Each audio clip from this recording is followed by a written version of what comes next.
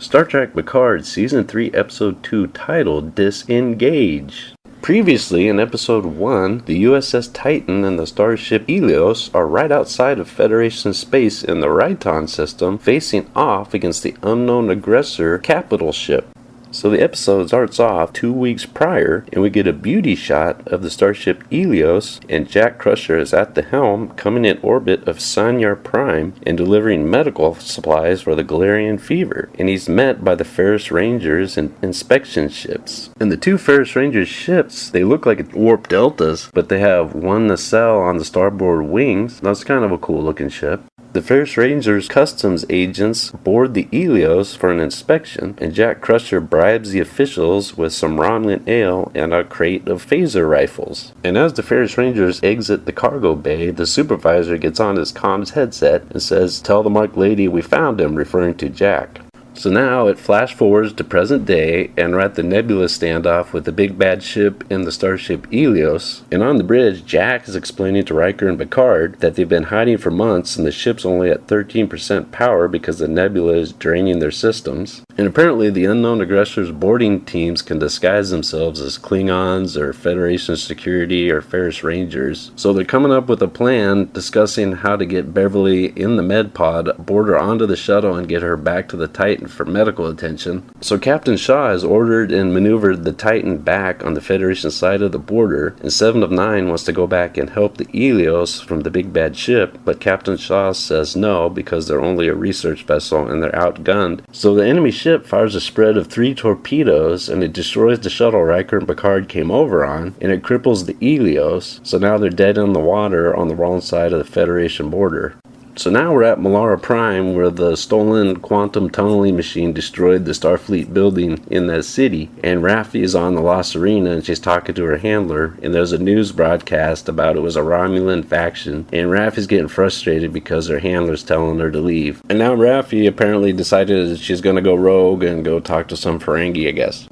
So now we're back on the bridge of the Titan in the ready room, and 7 of 9 is giving Captain Shaw a guilt trip about abandoning Picard and Riker on the other side of the Federation border. So on the Eleos, Picard is putting up transport inhibitors, and they figure out the big bad ship is after Jack Crusher because they tried to beam him out and Picard stopped them. And now the Skeletor guys are back, they beamed on the bridge, and then Riker takes them out with a plasma charge grenade.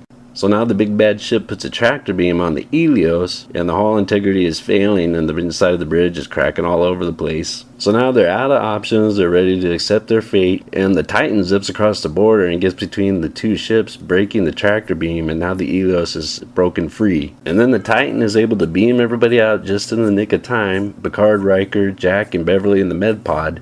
And I hope this isn't the last we see of the Eleos. I really like that ship. So now we're back at Melara Prime at District 6, the party zone, and Raffi's talking to her ex-husband trying to get an introduction to a Ferengi named Sneed to figure out who stole the quantum tunnels. Now on board the Titan, everybody's back on the bridge, and now they're getting hailed by the big baddie ship. Now we're introduced to Captain Vadic, and she's a human bounty hunter, and she's after the large ransom reward out on Jack Crusher because he's a fugitive. So then they scan her ship and they figure out the Titan is no match for it because it has all these super advanced weapons, and now Captain Vadic gives the Titan 1 hour to turn over Jack Crusher.